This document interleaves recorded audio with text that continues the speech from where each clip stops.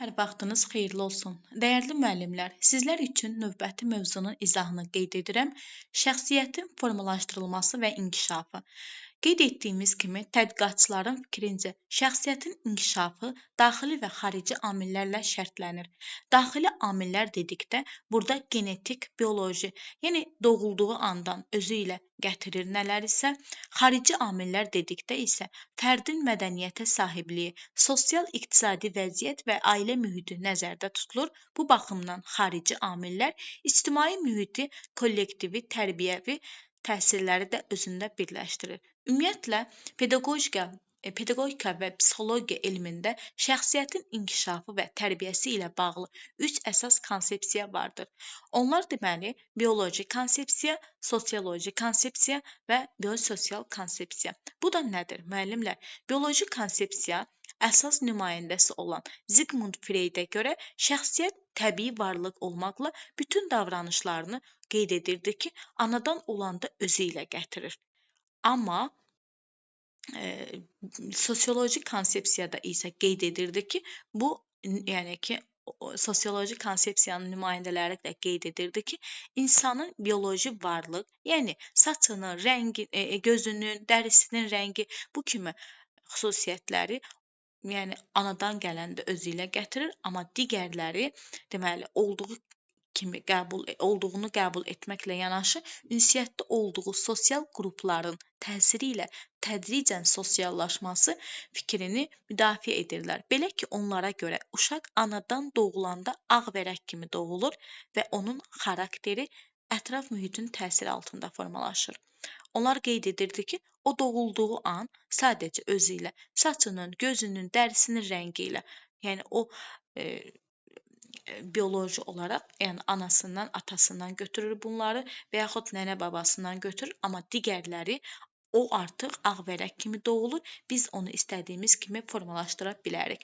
Amma sosioloji konsepsiyanın nümayəndələri isə Karl Jung şəxsiyyətin formalaşmasında iki faktorun olduğunu qeyd edirlər. Şəxsiyyət irsiyyətlə ötürülür və sosial amillərin təsiri altında formalaşır. Başqa sözlə desək, sosial amillər olmadıqda artıq burada genetik faktorun mövcudluğuna baxmayaraq əlamət formalaşmır. İnsanın inkişafı və onun şəxsiyyət kimi formalaşması üç başlıca amilin, yəni irsiyyət, mühit və tərbiyənin qarşılıqlı təsiri ilə həyata keçirilir. Deməli, bioloji konsepsiyanın nümayəndələri də qeyd edirdi ki, bu həm irsiyyət, yəni ana, ata, baba, nənə bunların nəticəsində və mühit, sosial mühitdən söhbət gedir və ona verdiyimiz tərbiyədən asılıdır. Yəni, bunların qarşılıqlı təsiri ilə həyata keçirilir. Qeyd etdiyimiz kimi, əsas vəsaitimizdə şəxsiyyətin inkişafı konsepsiyaları, buna təsir edən amillər və əxlaqi dəyərlərin formalaşması mərhələləri haqqında məlumatlar verilmişdir. Hər bir haqqında ümumiyyətlə şəxsiyyətin formalaşmasında səmərəli yanaşmalardan biri də Karl Jung'un araşdırmasıdır. Jung'a görə insanların ətrafındakı obyektlərə münasibətin müxtəlif, yəni onların münasibəti müxtəlif ola bilər. Jung insanları iki tipə ayırır: ekstravertlər və introvertlər. Ekstravertlər xarici qüvvələrdən daha çox asılı insanlardır. Deməli, onlar ünsiyyəti çox sevirlər, təklik onları cansıxıcı gəlir, insanlarla ünsiyyət onlara stimul verir, diqqət mərkəzində olmağı sevirlər, bir çox hallarda ətrafda olan insanların fikrinə əsasən davranırlar, bəzən nəticə çıxarmağa tələsdikləri üçün daha çox qısa müddətli yaddaşdan istifadə edirlər. Məlumatlar arasında sürətlə əlaqələr yarada bilirlər və ona görə tez nəticəyə gəlirlər. Bəzən dərindən düşünmədən nəticə çıxarırlar və buna görə də fikirlərini tez-tez dəyişə bilirlər. İntrovert şəxsiyyət tipi isə burada daxili qüvvələrdən daha çox asılı insanlar, deməli, uzun və səthi müzakirələrdən yorulurlar introvertlər, təklik onları stimullaşdırır və motivasiya edir. Digəri isə şəxsi subyektiv mülahizələrə əsasən nəticə çıxarırlar.